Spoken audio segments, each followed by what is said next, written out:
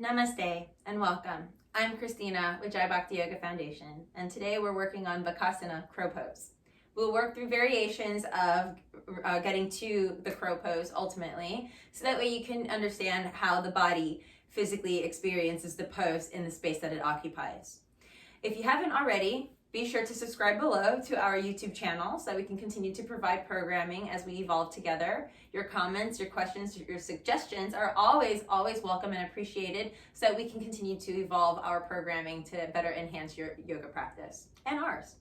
And when you're ready, let's go ahead and gather our blocks if you have them, or something that's really stable, maybe even a pan.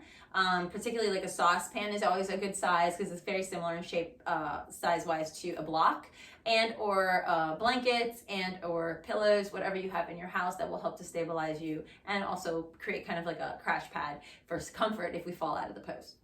And it's always welcome to take a moment to ground yourself, as this is an arm balance and it is strenuous, and you want to breathe through these practices and not muscle through the practices, so that way you can ultimately achieve this effortlessly in your yoga practice on your yoga mat in your personal class. So let's begin.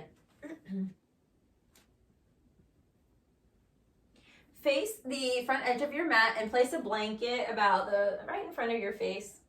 Good. And then take your block and place your block down in the center edge of your mat. And then let's come and stand on that block together. Bend the knees. Good. And then from here, place your hands down on the ground and take your toes out to the corner edge of the mat and bring your heels together. Lift the heels and bend the knees significantly and bring your tushy down into more of a squat position. Nice. You're going to take your hands so that, I might move this up a little bit more. You're going to take your hands down and spread your fingers nice and wide. Bend the elbows, and we're going to place our knees right into the triceps. Just like we do in the cat-cow pose, we're going to round the spine in cat version and belly up and in. Look forward as where your eyes go, you go, and press the weight shift the weight into your hands and push down into the earth. Lift the right foot off of the block and take 3 breaths here. And remember to draw the belly button in, point the toe, and bring the heel as close to your tushy as possible. You might feel the body heating up here, and then exhale, release your foot back down and bring the heels together. And now we're going to take it to the other side, and we're going to push into the ground and lift our left foot off. Bring your foot as close to your tushy as possible. Push into the hands. Draw the belly up and in. Continue to breathe very, very strong. Find a smile.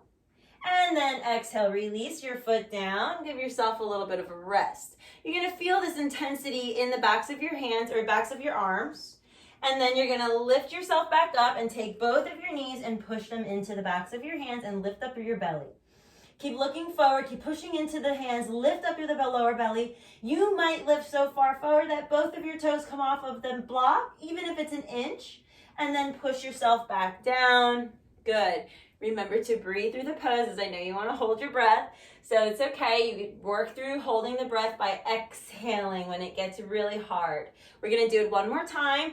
Come forward, lift off. You might even lift both heels off. Bring it as close to your tushy as possible.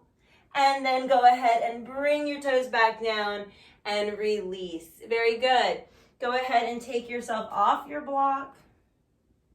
Release yourself down and rest. During this practice, you may fall forward, which is why we have this crash pad here. I fell many, many, many times for many, many, many years, and it happens. But once you engage the lower belly here, you'll be able to hold yourself up in the pose, because this pose is very much about the strength of the core and the back body and the breath. Let me know how else I can help support you with our Bakasana crow pose, and together we will learn and evolve. May the light in me honor the light in you. Remember to follow us on all of our social media journeys at Bhakti Yoga and Bhakti Yoga Foundation, from LinkedIn, Facebook, Instagram, and YouTube. And if you ever want to support our organization, it is 100% tax deduction and through at Bhakti Yoga on Venmo. Namaste.